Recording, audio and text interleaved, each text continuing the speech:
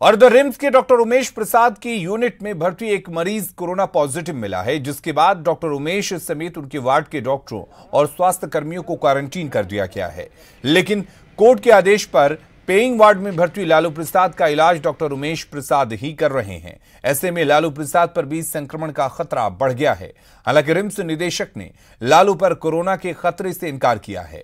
उन्होंने कहा कि डॉक्टर उमेश और उनके यूनिट के डॉक्टरों की जांच रिपोर्ट आने के बाद ही लालू प्रसाद को कोरोना जांच पर फैसला लिया जाएगा। वहीं आरजेडी ने सरकार से तत्काल लालू प्रसाद को पेरोल पर रिहा करने की मांग की है। रिम्स के पेइंग वार्ड में भर्ती लालू प्रसाद पे कोरोना का खतरा बढ़ता जा रहा है। ये हम इसलिए कर रहे हैं कि रिम्स के जिस पेइंग वार्ड में लालू प्रसाद भर्ती हैं और जहां उनका इलाज डॉक्टर उमेश प्रसाद करते हैं, चूंकि कोर्ट के आदेश से डॉक्टर उमेश प्रसाद ही लालू प्रसाद का इलाज करते हैं, उनका जो वार्ड है मेडिसिन का, वहां पर एक मरीज भर्ती था और वो कोरोना पॉजिटिव निकला है। इसके बाद डॉक्टर उमेश प्रसाद सहित 22 जो नर्स हैं, डॉक्टर हैं या फिर पारा मेडिकल स्टाफ हैं, उनका सैंपल लिया गया है कोविड जाँच का, और उसके बाद सैंपल का रिपोर्ट जाँच के लिए भेजा गया है। ऐसी स्थिति में जब हर दिन डॉक्टर उमेश प्रसाद लालू प्रसाद से मिलकर उनके स्वास्थ्य की जानकारी लेते हैं, उनका इलाज करते हैं, तो कहीं न कहीं कह सकते हैं कि अब जो खतरा है वो बिल्कुल लालू प्रसाद के करीब पहुंच गया है। लालू जी को कोई खतरा नहीं है और लालू जी के लेकर कोई मामला नहीं है। लालू जी स्वयं को अपने को बिल्कुल नियमों का पालन करते हुए अपने को सुरक्षित रखे हुए हैं और जितने भी आइसोलेशन के नियम होते हैं वो सभी पालन कर रहे हैं।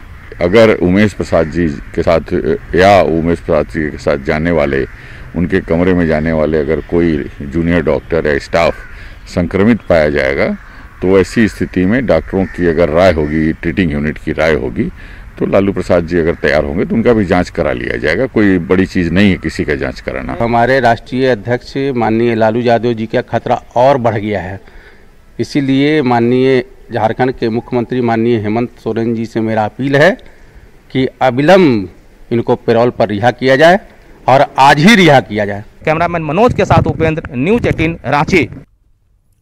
जामताड़ा के कुंडहित में कोरोना का पहला मरीज मिलने के बाद जिला प्रशासन ने कमर कस ली है। कोरोना पॉजिटिव मिलने के बाद डीसी, एसपी समेत कई प्रशासनिक अधिकारी क्वारंटीन सेंटर पर पहुंचे, जहां उन्होंने अधिकारियों से कोरोना पॉजिटिव के बारे में जाना और क्वारंटीन सेंटर की व्यवस्था और बेहतर करने के निर्देश दिए। या जिला प्रशासन का निर्देश है कि आप अपने को अलग रखें, समूह से मास्क का उपयोग करें, सैनिटाइजर का उपयोग करें और बिना काम के कभी भी बाजार या सामूहिक जगह पर नहीं निकलें। ये बिल्कुल भी नहीं सोचना है कि किसी एक आदमी के पॉजिटिव निकल जाने से सभी लोग जो हैं इसके इन्फेक्शन से ग्रसित हो जाएंगे। जब तक कोई एकदम नज़दीक आकर किसी इन्फेक्टेड आदमी से मिलता जुलता नहीं है, तब तक ये इन्फेक्शन नहीं फैलता है। रेलवे के आइसोलेशन वार्ड पर राजनीति भारी पड़ रही है। हटिया स्टेशन पर करोड़ों की लागत से आइसोलेशन वार्ड बनकर तैयार है, लेकिन अब तक इसका इस्तेमाल नहीं हो रहा है।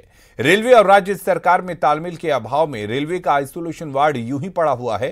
स्वास्थ्य मंत्री ने कहा कि सिर्फ बेड में चादर बिछाने से कुछ नहीं होता, डॉक्टर और स्वास्थ्य कर्मियों की भी तैनाती रेलवे को करनी चाहिए। रेल की बोगी तो ऑटोमेटिक रेल की बोगी में तो 75 बेड ऐसे ही लगे होते हैं। केवल आप चादर बिछा दीजिए और कह दीजिए कि हमने आइसोलेशन वार्ड बना दिया। आइसोलेशन वार्ड बनाने के लिए वहाँ डॉक्टर की ज़रूरत है, वहाँ नर्सिंग स्टाफ की ज़रूरत है, वहाँ संसाधन की ज़रूरत है और वो सारी चीज़ों को वो उपलब्ध कराएंगे तब ना आइसोलेशन और क्वारंटाइन वार्ड बनेगा। कि खाली बोगी ला के खड़ा करके चादर बिछा दीजिए और बोल दीजिए कि आइसोलेशन वार्ड हो गया और राज्य सरकार जो है हमारे को सहयोग नहीं कर रही है।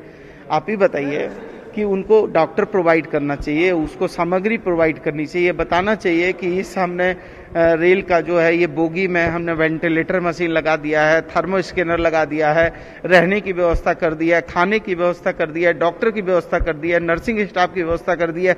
खाली ला के बोगी को 2 बोगी खड़ा कर दीजिए और बोलिए आइसोलेशन। एक कोच में करीब 8 पैसेंजर्स के उसमें रहने की व्यवस्था, पोटेंशियल जो पेशेंट्स रहते हैं उनके रहने की व्यवस्था उसमें रहती है। साथ ही पैरामेडिक्स और मेडिकल विभाग के लिए भी एक उसमें केबिन रहता है। नहाने के लिए एक अलग से बिल्डिंग करके बनाया गया है, एक टॉयलेट है। तो तमाम तरह की तैयारी जो है हो रही है और इनका इस्तेमाल जिस तरह से दिशा निर्देश मिलेगा इनको इस्तेमाल किया जाए।